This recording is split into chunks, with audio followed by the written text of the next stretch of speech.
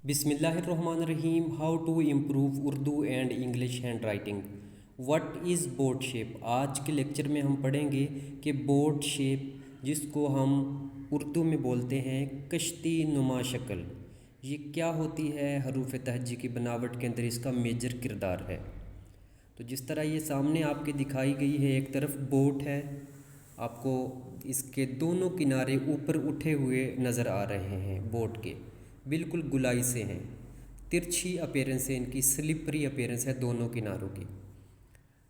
अब इसको बनाने का जो तरीक़ाकार हम रीड आउट करेंगे कि अलिफ़ का जो हमने मिड लिया था, उस मिड का भी हमने मिड कर लेना है, फिर वहाँ से बोट शेप की बनावट हमने शुरू करनी है। ये देखिए बोट शेप की जो बनावट है, शक्ल बनाना शुरू कर देनी है। इसकी जो लंबाई है वो 5 कत है। अब देखें, अलिफ़ का जो मिड था, ये वाला अलिफ़ का मिड तकरीबन, फिर इस मिड का भी आगे हमने मिड कर लिया, ये वाला। फिर यहाँ से इस तरह तिरछी अपीयरेंस के साथ हमने बोट शेप बनाना शुरू कर दी। बोट शेप, बोट शेप जब आप सीख जाएंगे मुकम्मल तरीके से बनाना, तो इंशाअल्लाहुल अज़ीज़ लिखाई आपकी बिल्कुल बेहतरीन हो जाएगी। 5 कत इसकी लंबाई है। अब ये देखिए, शुरू ऐसे करेंगे जिस तरह बिल्कुल हम रे लिखते हैं। अब नीचे वाले हिस्से के अंदर आपको दिखाया गया है कि बोट शेप जो बनी हुई है, हमने इसको बे का नुक्ता भी देकर इसको बोट शेप को हमने वाज़े कर दिया है।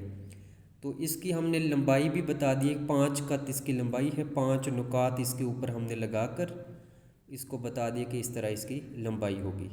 आपने जब भी बे लिखना है या बे बोट शेप के हरूफ आपने जब भी लिखने हैं तो तिरछी अपीयरेंस के साथ, ये ना हो कि लफ्ज़ लाइन के ऊपर बैठ जाए। बिल्कुल लाइन के ऊपर बैठना नहीं चाहिए, आपका लफ्ज़ लाइन के ऊपर खड़ा होना ज़रूरी है।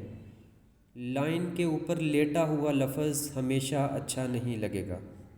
तो इस सूरत के अंदर जो इसके पहले बोट शेप के शुरू वाले और आखिरी पोर्शन जो है, इसको हम ऊपर उठा कर लिखेंगे। आपने सिर्फ बोट शेप की आपने प्रैक्टिस करनी है और इसके 2 पेजेस आपने राइट ऑन करने हैं। इंशाल्लाह जब ये राइट ऑन आप कर लेंगे तो आपकी लिखाई के अंदर जब हम इन्हीं से बोट शेप से हरूफ बनाएंगे तो हमारी हैंड राइटिंग इंशाअल्लाहुल अज़ीज़ इससे भी ज़्यादा बेहतर हो जाएगी।